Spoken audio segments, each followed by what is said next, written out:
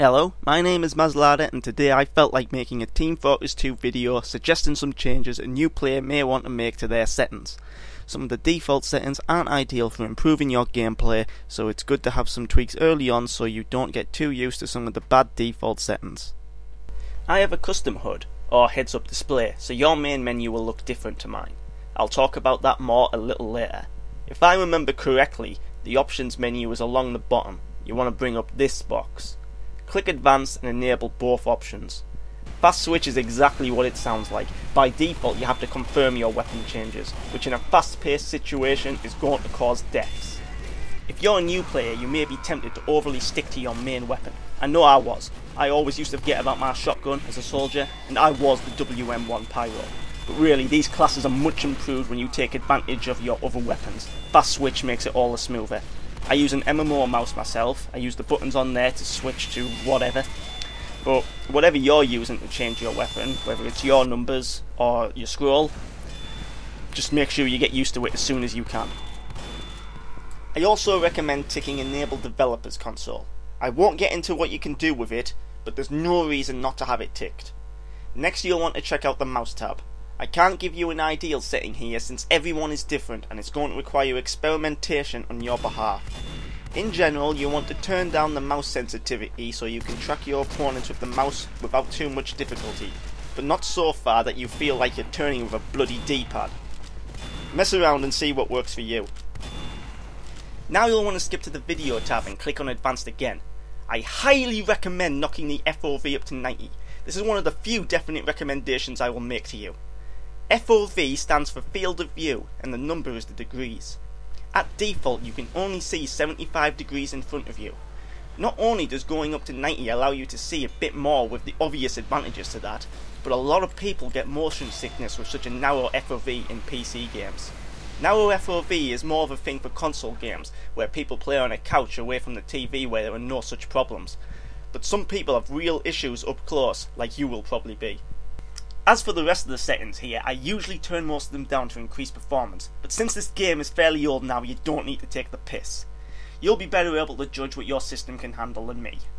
I do recommend turning down some things though if you've only been using the recommended settings.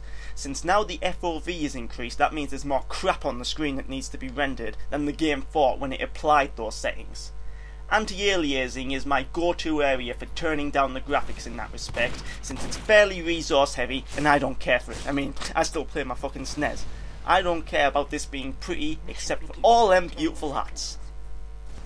Next you'll want to go to the multiplayer tab. I suggest changing the crosshairs since some of the default ones don't make much sense to me. I don't like the area marks around the dot for the scattergun and the shotguns, since you want to go for a meat shot as much as possible and those lines are a distraction for me. Likewise, I'm not keen on the large area marked for the minigun and the rocket launcher, so I just use a simple dot. Feel free to choose whatever suits you though. I've noticed a lot of people with really obnoxious green as their crosshair. Makes sense though, since you want to be able to see it, whatever is in the background. Personally, I find the default white unoffensive and fine. Now open Advanced. You can also open this bigger in the bottom right corner of your HUD on the main menu. A lot of these options are more flavour than essential, but I highly recommend ticking all of the options under combat options. I've seen it argued that automatic reload will make you dependent and bad at other FPSs. I don't accept this because most FPSs are not so dependent on reloading one round at a time as is in TF2. Auto reload is going to allow you to squeeze in that extra shotgun shell, rocket or sticky and give you the 1-on-1 advantage against someone that does not have it. Clip weapons in this game are advantaged by it too, since the reload animation can be interrupted. The single exception to this is the spy, who doesn't really want auto reload for two reasons. First, because he feels the need to scratch his nose like an arsehole after every shot. It's annoying and it can throw off your aim. Secondly, because when you reload while disguised, the class you're disguised as plays a reload animation too. It's very convincing and may cause someone who'd usually spy check you to not bother. There is a way to make auto reload apply to everyone but the spy. I will link in the description how to do this, since it requires editing some game files. Playing a hit sound is also useful for when you're spamming explosives around a corner and not sure if you're wasting ammo. It also brings attention to the next option, damage display. I'd consider this option essential. You can't see your opponent's health in this game, but thanks to this you can have a decent idea of how much you've wounded an enemy and how much more you need to do to kill it.